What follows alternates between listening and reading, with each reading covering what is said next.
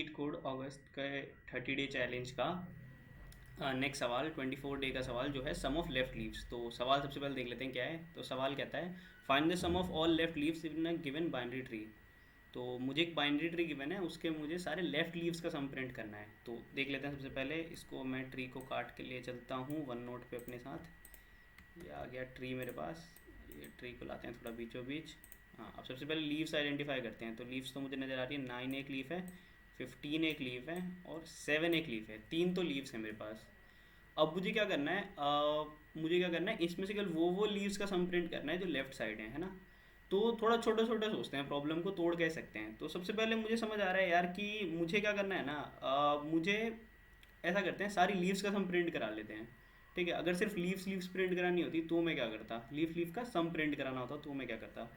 तो मैं कहता यार एक तो ग्लोबल वेरिएबल रख लेते हैं। ठीक है, क्लास का मेंबर बना लेते हैं ग्लोबल टाइप का।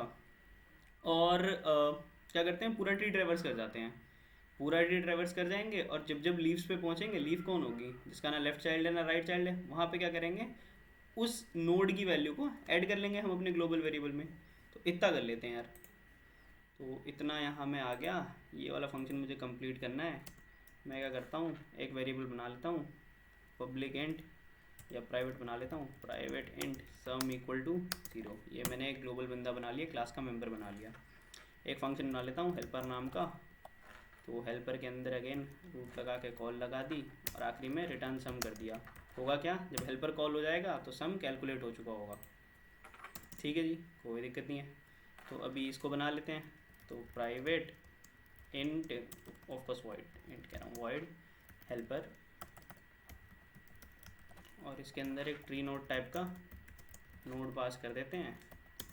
बहुत प्यारा प्यारा कि अगर नोड का जो लेफ्ट है वो डबल इक्वल्स टू नल है एंड अगर नोड का जो राइट है वो भी डबल इक्वल्स टू नल है, तब तो भैया क्या करो, इस ये करंट बंदा जब जिसका लेफ्ट और राइट दोनों नल है, इसका मतलब क्या, वो लीफ है।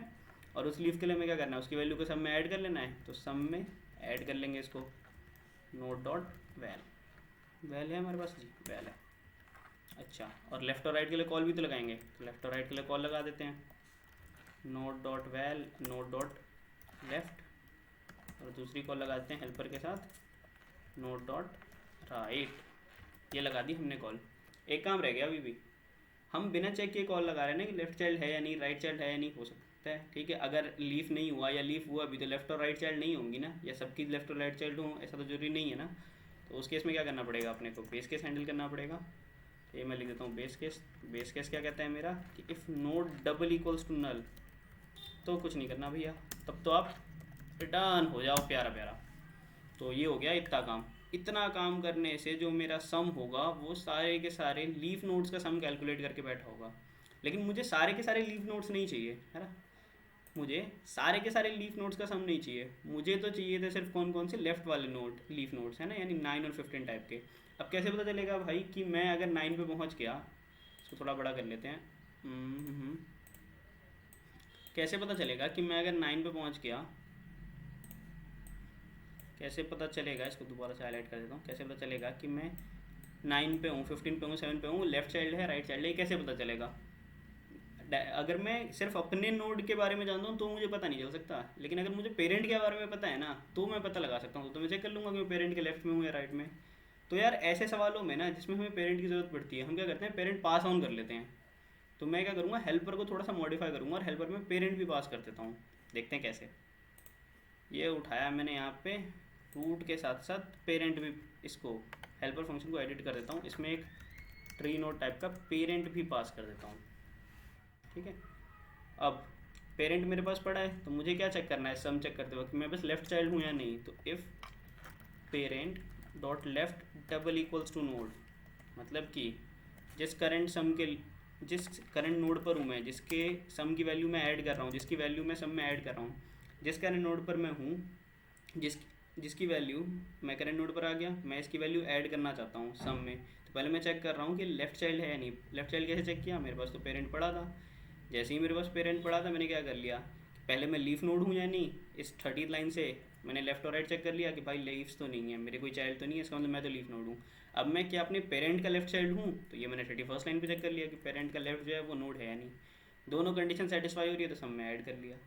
लेकिन एक दो चेंजेस और करने पड़ेंगे। जैसे जब कॉल लगाई है, तो कॉल जब मैं नोड डॉट लेफ्ट को कॉल मारता हूँ तो पेरेंट के लिए क्या पास करना पड़ेगा, ऑफकोर्स नोड पास करना पड़ेगा। नोड डॉट राइट को कॉल मारता हूँ तो भी पेरेंट में इसको पास करना पड़ेगा, नोड को पास करना पड़ेगा। अच्छा, जब मैं रूट को कॉल कर रहा हूँ तो रूट का पेरेंट क्या होगा, रूट का पेरेंट तो कुछ भी नहीं है ना, तो रूट के पेरेंट के लिए नल पास कर देते हैं।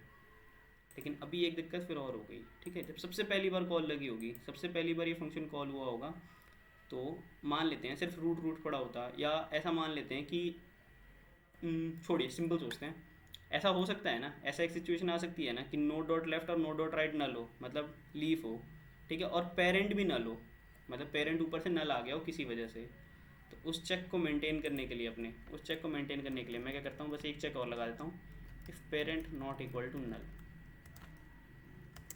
मैं क्या कह रहा हूँ basically, parent dot left node है या नहीं, मतलब पेरेंट के लेफ्ट को हम चेक करते हैं ना सब में ऐड करने से पहले, यार वो नोड के बराबर है या नहीं, कि करंट नोड जो है वो अपने पेरेंट का लेफ्ट है या नहीं। उससे पहले मैं ये चेक कर लेता हूँ कि पेरेंट नल तो नहीं है, क्योंकि पेरेंट मैंने शुरू में नल पास किया हुआ है। तो ऐसा कभी इंस्टेंस नहीं आना चाहिए कि पेरेंट नल आ गया हो, है कि नहीं। तो ये प्यारा प्यारा हो गया, ये मैं इसको रन कर देता हूँ।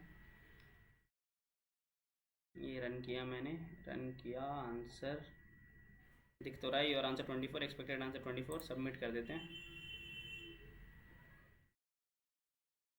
और ये एक्सेप्ट हो गया। क्या किया मैंने, कुछ नहीं, पूरे के पूरे ट्री को ट्रेवर्स किया, पूरे के पूरे ट्री को ट्रेवर्स किया, इन दो हेल्पर फंक्शन को कॉल कर दिया, ट्री के लेफ्ट और राइट को कॉल मार दी, करने लगा मैं ट्रेवर्स। फिर मैंने क्या किया है, मैंने 30th लाइन पे चेक किया है कि यार मैं लीव तो नहीं हूँ। लीव कैसे चेक करता हूँ, लेफ्ट और राइट दोनों चाइल्ड ना हो मेरे, तब मैं लीव हूँ। फिर मैंने क्या किया है, मुझे तो यार सिर्फ लेफ्ट चाइल्ड को ही ऐड करना था ना, मुझे सिर्फ लेफ्ट लीव को ही ऐड करना था सब में। तो मैंने क्या कर लिया, पेरेंट भी पास कर लिया, और सम कैलकुलेट करने से पहले, सम में ऐड करने से पहले लीव तो चेक किया ही है। लीव चेक करने के साथ साथ क्या चेक कर लिया है कि मैं अपने पेरेंट का लेफ्ट चाइल्ड तो नहीं हूँ या नहीं हूँ। तो पेरेंट नल ना हो और मैं अपने पेरेंट का लेफ्ट चाइल्ड होना चाहिए, तो मैं इसको सम में ऐड कर लेता हूँ। फाइनली सम कैलकुलेट हो जाएगा, आखिरी में सम रिटर्न हो जाएगा। तो ईजी सवाल था, रन कर लिया हमने। तो